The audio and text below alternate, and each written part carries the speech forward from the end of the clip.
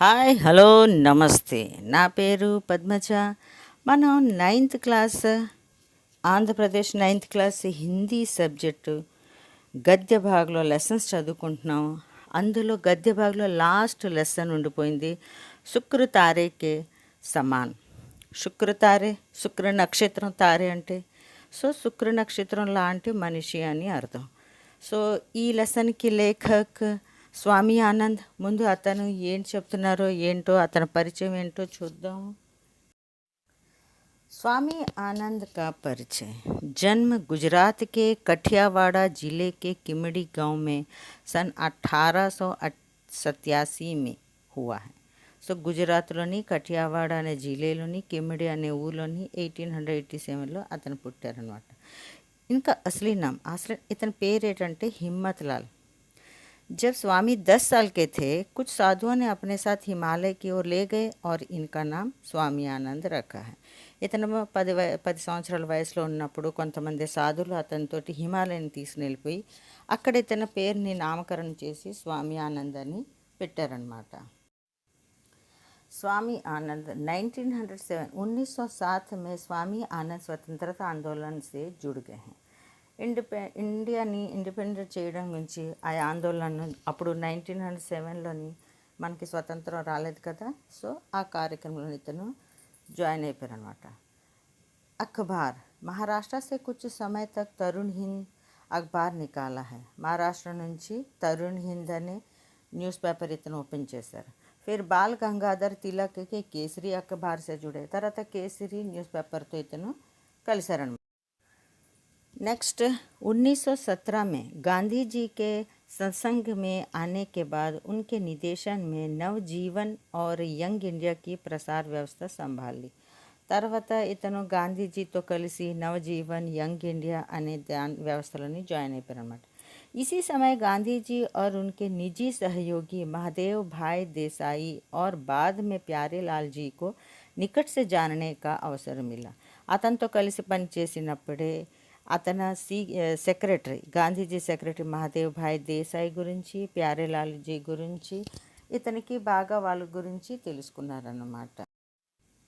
गुजराती भाषा में लिखे गए प्रस्तुत पाठ शुक्र तारे के समान में ఈ లెసన్లోని లేఖక్ ने गांधी जी के निजी सचिव महादेव भाई देसाई की बेजोड़ प्रतिभा और व्यस्ततम దినచర్యకు ఒకేరా है. ఇందులోని అతని దగ్గర గాంధీజీ దగ్గర పనిచేసిన సచివ్ ఎవరు సెక్రటరీ మహాదేవ్ భాయ్ గురించి, అతని దినచర్య గురించి చాలా బాగా ఇతను చెప్పారనమాట.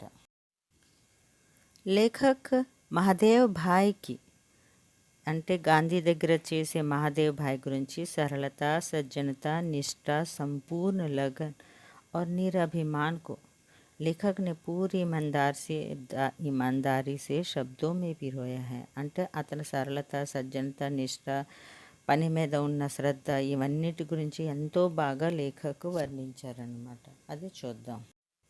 लेखक के अनुसार कोई भी महान व्यक्ति महान कार्य तभी कर पाता है. ఒక మహాన్ వ్యక్తి మహాన్ కార్యం అప్పుడే చేస్తాడు जब उसके साथ ऐसा सहयोगी हो जो उसके तमाम चिंताओं उलझनों को अपने सर ले ले. మన తోటి ఉన్నవాళ్ళు మన సమస్యల్ని తన తీసుకున్నారనుకోండి, అది మన కార్యం చాలా సులువు అవుతుంది. అతను సహాయపడడం వల్ల ఆ కార్యం మహాన్ అవుతుంది. అలాగే ఇక్కడ ఎవరెవరు గాంధీజీకి సహాయం చేస్తూ తన కార్యాలన్నీ చేస్తున్న వాళ్ళు ఎవరు? गांधी के लिए महादेव भाई और प्यारे लाल जी ऐसे ही शख्सियत थे. వీళ్ళిద్దరే తనకి చాలా సపోర్ట్గా ఉండి తన పనులన్నీ, తన సమస్యలన్నీ తన తీసుకొని తన పనిగా భావించేసి గాంధీజీకి సహాయం చేసి పనులు చేసేవారు అనమాట. లేఖక పరిచయం చూసుకున్నాం కదా, ఇప్పుడు లెసన్ చదువుకుందాం. లెసన్ ఏమేంటి? శుక్ర తారేకే సమాన్. శుక్ర తారే అంటే నక్షత్రం, శుక్ర నక్షత్రం లాంటివాడు. ఎవరి గురించి చెప్తున్నారు ఇందులోని? దాని గురించి ఎవరి గురించి అయితే చెప్తున్నారో అతను శుక్ర తారే లాంటి వారు అని ఎగ్జాంపుల్ చెప్పి చెప్తున్నారనమాట. లెసన్ చూద్దాం, విందాం, చదువుకుందాం. ఆకాశ్ కే తారో మే శుక్ర కి కోయి జోడ్ నహీ హై. ఆకాశంలో ఉన్న స్టార్స్ అన్నిటిలో కన్నాను శుక్ర స్టార్ చాలా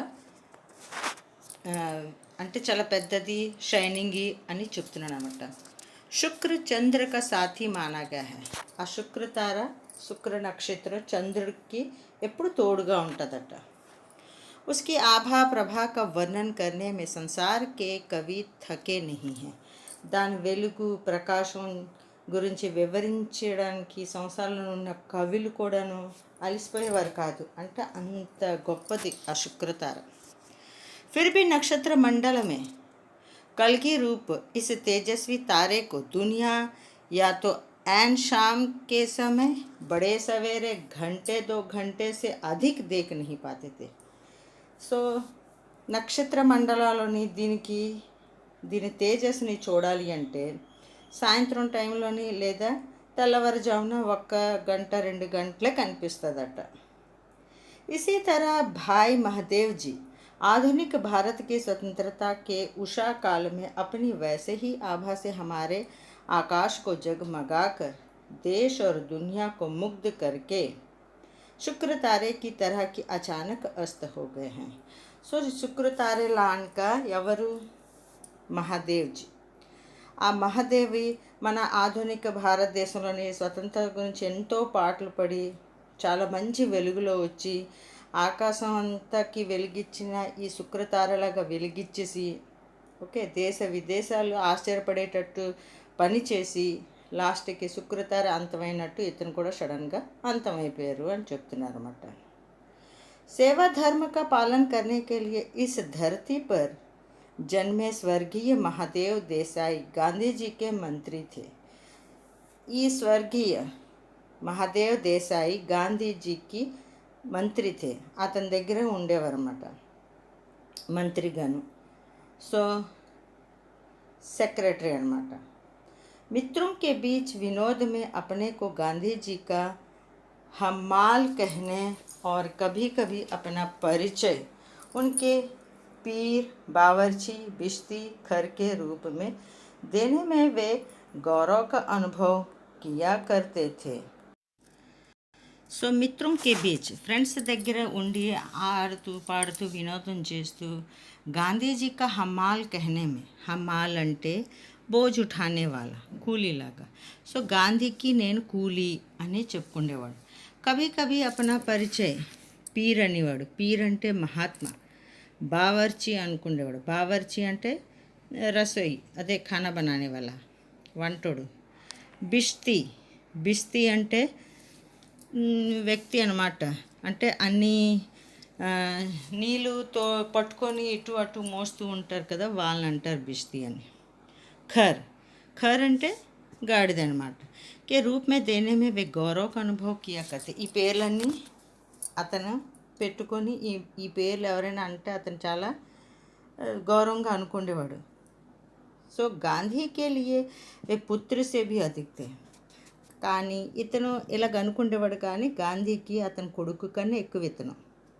జబ్ सन 1917 में वे गांधी के पास पहुंचे थे, तभी गांधी जी ने उनको तत्काल पहचान लिया और उनको अपने उत्तराधिकारी का पद सौंप दिया.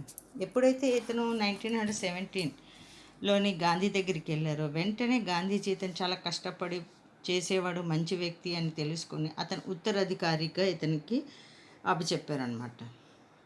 सन 1919 में जलियांवाला बाग के हत्याकांड के दिनों में 1990లోని జలియావాలా బాగ్ హత్యాకాండ తెలిసింది కదా, జలియావాలా బాగ్ హత్యాకాండ్. సో అప్పుడు పంజాబ్ जाते हुए गांधी को पलवल स्टेशन पर गिरफ्तार किया गया था. ఆ కాండ్లోని పంజాబ్ వెళ్తుంటే గాంధీజీకి పల్వల్ స్టేషన్లోని అరెస్ట్ చేశారు. గాంధీజీ ने उसी समय महादेव भाई को अपना वारिस कहा था. ఎప్పుడైతే అతనికి జైలుకి పంపించేశారు అప్పుడు తను ఏమన్నారు, నేను ఎంత చేశాను, నా తర్వాత నా వారిసుడు అతను చూసుకుంటాడు అని. ఎవరు? महादेव देसाई गुరించి. सन 1929 में महादेव भाई आ सेतु हिमाचल देश के चारों कोनों में समूचे देश के दुलारे बन चुके थे. 1929 1928లో మహాదేవ్ భాయ్ ఏమో సేతు బంధు అంటే ఆ సేతు హిమాలయ అంటే రామేశ్వరం నుంచి హిమాలయ వరకు అతని పేరు మారుమోగిపోయింది అన్నమాట దేశ విదేశాలను. इसी बीच पंजाब में फौजी शासन के कारण जो कहर बसाया गया था, ఈ లోపల పంజాబ్లో ఉన్న సైనికులు ఓకే कहर बसाया गया था ఓకే कहर అంటే చాలా క్రూరంగా అక్కడ ఉండడం మొదలెట్టారు. స్ట్రిక్ట్గాని ఎవరిని రానివ్వకుండా పోనివ్వకుండా కలవనివ్వకుండా. ఉస్కా బ్యోరా రోజు రోజు ఆనేలాగా. సో దాని గురించి వివరాలు, బ్యోరా అంటే వివరణ, దాని గురించి వివరాలు రోజు రోజు తెలుస్తూ ఉండేది. పంజాబ్ కే అధికతర్ నేతాओं को गिरफ्तार करके, పంజాబ్లో ఉన్న చాలామంది అధికారులు అంటే మన దేశం గురించి పాటలు పడే వాళ్ళందరి నేతల్ని అరెస్ట్ చేశారన్నమాట. ఫౌజీ కానూన్ కే తహత్ జన్మ ఖైద్కి సజాయే, జన్మ ఖైద్ జీవితాంతం జైల్లో పెట్టిను. కాలాపానీ భేజ్ దియా గయా. కాలాపానీ అంటే సముద్రం మధ్యలోని ఒక కోటలోని చీకటలోని మనుషుల్ని పెట్టేసి అలాగా వాళ్ళకి తిండి నిద్ర లేకుండా నరకం అన్నమాట. అలాగా ఉంచి వాళ్ళని చంపేసేవారు. అందుకే కాలాపానీ అంటే పెద్ద పనిష్మెంట్ అన్నమాట. लाहौर के मुख्य राष्ट्रीय अंग्रेजी दैनिक पत्र, లాహోర్లోని ఒక ఇంగ్లీష్ మ్యాగజైన్ డైలీగా వస్తుంది. ట్రిబ్యూన్ के संपादक శ్రీ కాళీనాథ్ రాయ్కు 10 साल की जेल की सजा मिली. ఇవన్నీ అతను తన పత్రికలో రాశారని ట్రిబ్యునల్ సంపాదకని 10 years 10 సంవత్సరాలు అతనికి జైలు శిక్ష ఇచ్చాడనమాట. సో బ్రిటిష్ రాజ్యం కదా, వాళ్ళదే రాజ్యం. సో गांधी जी के सामने जुल्मों और अत्याचारों की कहानियाँ पेश करने के लिए आने वाले पीड़ितों के दल गांधीदेव के मणि भवन पर उमड़ते रहते थे. సో గాంధీజీకి ఈ దేశంలో జరిగిన అన్యాయం అత్యాచారాలు చెప్పాలని అతని దగ్గరికి వెళ్ళేవారు వీళ్ళందరూ. దల్ గుంపులుగా వెళ్ళి ఎక్కడ గాంధీదేవికి మణి భవన్ పర్ ఎప్పుడు వెళ్ళి అతనితో చెప్పేవారనమాట. महादेव उनकी बातों की संक्षिप्त टिप्पणियाँ तैयार करके उनको गांधी जी के सामने पेश करते थे. సో అక్కడ ఉన్న మహాదేవ్ గారు ఏం చేసేవారు, ఒక క్లుప్తంగా చిన్న టాపిక్ని తయారు చేసి గాంధీ గారికి అన్నీ రాసేసి గాంధీ గారికి ఇచ్చేవారు అనమాట. और आने वालों के साथ उनकी रूबरू मुलाकातें भी करवाते रहे. కొంతమందితో అతను డైరెక్ట్గా గాంధీజీతో కలిసి మాట్లాడే అవకాశం కూడా మహాదేవ్ గారు ఇస్తుండేవారు. గాంధీజీ बम्बई అంటే ఇప్పుడు ముంబై అన్నమాట के मुख्य राष्ट्रीय अंग्रेजी दैनिक बॉम्बे क्रॉनिकल में इन सब विषयों पर लेख लिखा करते थे. సో గాంధీజీ ఇంకొక English news paper Bombay Chronicle అని, అందులోని ఈ విషయాలన్నీ అందులో రాస్తుండేవారు. క్రానికల్ మే జగకి తంగి బని రతి. ఈ విషయాలు ఎంత ఎక్కువైపోయిందంటే పేపర్ కూడా చాలలేదట, అంటే అంత ఎక్కువ విషయాలు. కుछ ही दिनों में क्रोनिकल के निडर अंग्रेज संपादक हॉर्नी मैन को सरकार ने देश निकाले की सजा देकर इंग्लैंड भेज दिया गया. क्रोनिकल न्यूज़पेपर की డైరెక్టర్ ఎవరు, సంపాదక్ హార్నీ మ్యాన్. అతను ఇంగ్లీష్ వాడే కదా. సో అతను కూడాను పనిష్మెంట్గా ఏం చేశారు, దేశం నుంచి గెంటించేసి అతనికి ఇంగ్లాండ్ పంపించారనమాట. ఉన్ దినో బొంబాయికి 3 నయ నేత थे. అప్పుడు బొంబాయికి 3 నేతలు ఉండేవారు. ఎవరు, శంకర్లాల్ బ్యాంకర్, ఉమర్ సోబానీ, జమనాథ్ దాస్, ద్వారకాదాస్ అని. ఇన్మే అంతిम శ్రీమతి బేసెంట్ కే అనుయాయి थे. సో వీళ్ళందరూని అనుచరులు, ఎవరికి, శ్రీమతి బేసెంట్కి అనుచరులుగా ఉండేవారు అనమాట. ఏ నేత యంగ్ ఇండియా నామ్ కా ఏక్ అంగ్రేజీ సాప్తాహిక్ భీ నికాల్తే थे. వీళ్ళు ఏం చేసేవారు, యంగ్ ఇండియా అనే పేరుతోటి ఇంగ్లీష్ వీక్లీ తీసేవారనమాట. లేకిన్ ఉస్మే క్రానికల్ వాలే హార్నిమ్యాన్ హీ ముఖ్య రూప్ సే లిఖతే थे. సో అందులోని ఏ విషయాలు క్రానికల్లో అయితే ఏ విషయాలు చెప్పేవారో అవి అందులోని రాస్తుండేవారు. उनको देश निकाला मिलने के बाद इन लोगों को हर हफ्ते साप्ताहिक के लिए लिखने वाली की कमी रहने लगी. సో వారంలోని విషయాలు రాయాలి అంటే రాసిన వాళ్ళు తక్కువైపోయారట అక్కడ. ये तीनों नेता गांधी के परम प्रशंसक थे और उनके सत्याग्रह आंदोलन में बम्बई के बेजोड़ नेता भी थे. సో ఈ ముగ్గురు నేతలు గాంధీజీకి చాలా గాంధీజీ అతని ముగ్గురిని మెచ్చుకుండేవారు. నెక్స్ట్ సత్యాగ్రహ ఆందోళన కూడాను బాంబేలోని కలిసి ఉన్నారు. సో इन्होंने गांधी जी से विनती की कि वे यंग इंडिया के संपादक बन जाए. వాళ్ళేమన్నారు గాంధీజీకి, మీరు యంగ్ ఇండియాకి సంపాదక్ అయిపోండి. ఓకే, సో దానివల్ల మనం మనకి రాయడానికి మన దగ్గర ఉన్న విషయాలు డైరెక్ట్గా రాసుకోవచ్చు అని. गांधी को तो इसकी सख्त ज़रूरत ही उन्होंने विनती तुरंत स्वीकार की. సో గాంధీజీ కూడా ఓకే, మనకు కూడా రాసే వాళ్ళు ఉండాలి కదా, సో మనకి ఉన్నారు, మనం రాద్దాము డేరింగ్ చేసుకొని అని అతను ఒప్పుకున్నారన్నమాట. गांधी जी का काम इतना बढ़ गया कि साप्ताहिक पत्र भी कम पड़ने लगे. సో అతని వర్క్ ఎంత ఎక్కువైపోయిందంటే వీక్లీలో రాయాలి అంటే చాలా విషయాలు ఉండిపోతున్నాయి, రాయడానికి అవ్వట్లేదు. సో గాంధీజీని యంగ్ ఇండియాకు హఫ్తే మే 2 बार ప్రకాశిత్ करने का निश्चय किया. అప్పుడేం చేశారు, విషయం ఎక్కువైపోతుంది, వీక్లీ ఒకటంటే అవ్వట్లేదు, సో వీక్లీ 2 times తీయడం మొదలెట్టారు यंग इंडिया मैगज़ीन ने. हर रोज़ का पत्र व्यवहार और मुलाकातें, आम सभाएं आदि कामों के अलावा यंग इंडिया साप्ताहिक में छापने के लेख, टिप्पणियाँ, पंजाब के मामलों का सारा संक्षेप और गांधी जी के लेख, यह सारी सामग्री हम 3 दिन में तैयार करते. సో వీళ్ళు ఏం చేసేవారు, ప్రతిరోజు పత్ర వ్యవహారం. సో మనం ఒక న్యూస్ మ్యాగజైన్కి ఏదైనా విషయాలు కావాలంటే చాలామంది ప్రజలు కూడాను ఆ ఆఫీస్కి లెటర్స్ రాస్తారు కదా, ఆ లెటర్స్ తీయడం, చదవడం, ములాఖాత్ కలవడం, మా సభలు ఎక్కడ జరుగుతుందో అది చూడడం, దాంతోపాటు యంగ్ ఇండియాకి ఏటేటి రాయాలి, ఏంటి టాపిక్స్, ఎలా రాయాలి, ఏంటి రాయాలి అని అవన్నీ చూసుకోవడానికి వీళ్ళు ముగ్గురు ఉన్నారనమాట. అంటే 3 రోజులకు ఒకసారి కదా యంగ్ ఇండియా, అంటే వారానికి 2 సార్లు కదా. సో ఈ 3 రోజులు ఇవన్నీ అందులోని ప్రింట్ అవుతూ ఉండేదన్నమాట. యంగ్ इंडिया के पीछे पीछे नवजीवन भी गांधी जी के पास आया. యంగ్ ఇండియాలో ఎప్పుడైతే వారానికి 2 సార్లు ప్రింట్ చేసి ప్రజల్లో వెళ్తుందో దాని అనేతలే నవజీవన్ అనే మ్యాగజైన్ కూడా గాంధీజీ దగ్గరికి వచ్చారనమాట.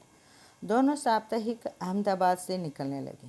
ఆ 2 న్యూస్ పేపర్లు మ్యాగజైన్స్ వీక్లీ అహ్మదాబాద్ నుంచి వచ్చేదనమాట. 6 महीनों के लिए मैं भी साबरमती आश्रम में रहने पहुंचा. సో 6 months గురించి ఇతను సాబర్మతి ఆశ్రమంలోని ఉండడానికి వెళ్ళారన్నమాట. शुरू में ग्राहकों के हिसाब किताब की और साप्ताहिक को डाक में डलवाने की व्यवस्था मेरे जिम्मे रही. मेरे అంటే అక్కడ ఎవరు, లేఖక్ అనమాట. ఏమంటున్నారు, స్టార్టింగ్లోని గ్రాహకంకి హిసాబ్ కితాబ్కి, ఓకే, సో వాళ్ళ రాతకోతలు ఏంటి, ఎంత రాయాలి, కౌంట్స్, ఒక లిమిట్ ఉంటుంది కదా, ప్రతి ఒక్కరు 10 పేజీలు రాసేస్తే ప్రింట్ చేయలేం కదా, సో దానికి లెక్క, ఓకే, నెక్స్ట్ ఎంత ఖర్చు అవుతుంది, ఇవన్నీ హిసాబ్ అనమాట చూడడం.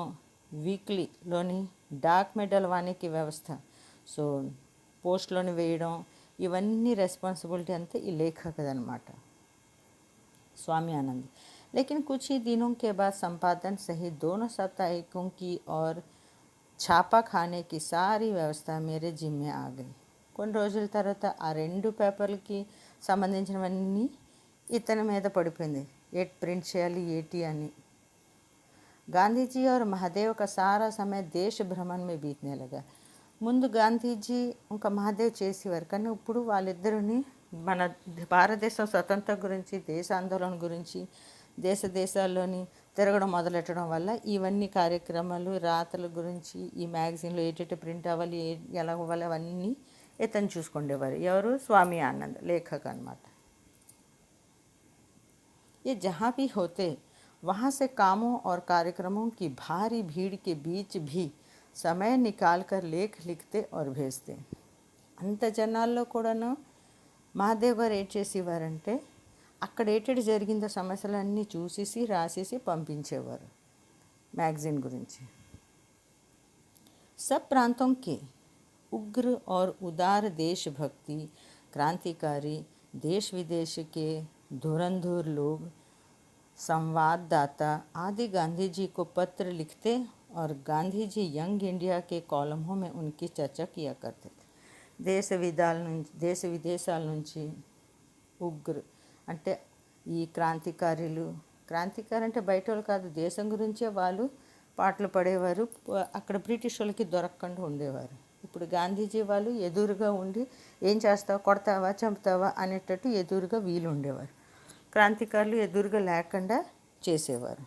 సో వాళ్ళందరూ రాసిన సమస్యలు, మాటలు అవన్నీ యంగ్ ఇండియా కాలంలోని దాని గురించి చూసి చదివి ఒకరికొకరు ఆన్సర్ చెప్పడం, చర్చించడం చేసేవారు అన్నమాట. महादेव गांधी जी की यात्राओं के और प्रतिदिन की उनकी गतिविधियों के साप्ताहिक विवरण भेजा करते. మహాదేవ్ ఏం చేసేవారు, గాంధీజీ ఏ యాత్రకి వెళ్తున్నారు, అతను రోజు దినచర్యలని ఎలాగ మార్పులు, ఎలాంటి సభలు, ఏటి స్పీచ్లు ఇస్తున్నారో అవన్నీ రాసేసి వివరంగా రాసేసి మహాదేవ్ గారు ఇతనికి స్వామి ఆనంద్కి పంపించేవారు. इसके अलावा महादेव देश विदेश के अग्रगण्य समाचार पत्र जो आँखों में तेल डालकर गांधी जी की प्रतिदिन की गतिविधियों को देखा करते थे और उन पर बराबर टीका टिप्पणी करते रहते थे.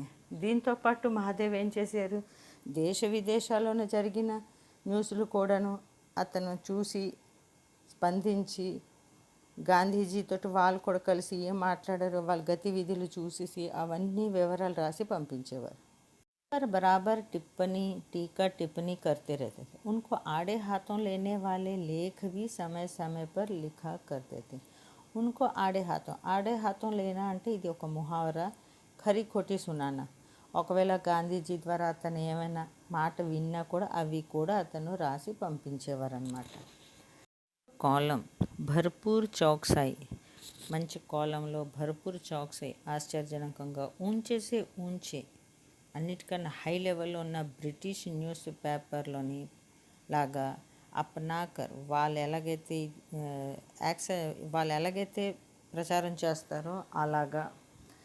సో గాంధీ కా ఆగ్రహ और कट्टर से कट्टर विरोधियों के साथ भी గాంధీ గారు అవతలలో ఎంత విరోధస్తులతోటైనా సరే తన సత్యనిష్టతోటి, తన వినయం వివేకంతో వాదిస్తూ మాట్లాడుతూ గాంధీజీకి తాలీం అంటే శిక్ష, ఇన్ సబ్ గుణోనే, ఈ అన్ని గుణాలను కలిపి తీవ్ర मतभेदों और विरोधी प्रचार के बीच भी ఇంత సమస్యలు ఉన్నా కూడా వాళ్ళ మధ్యన ఉంటుండగా ఎవరు, महादेव जी देश विदेश के सारे समाचार पत्रों की दुनिया में అన్ని న్యూస్ పేపర్లోని ఇంకా ఆంగ్లో ఇండియన్ న్యూస్ పేపర్లో కూడాను వ్యక్తిగత రూపంగా ఎండీకు అంటే మహాదేవ్కి సబ్సే లాడ్లా బనా దేగా, చాలా ఫేమస్ అయిపోయాడు అతను.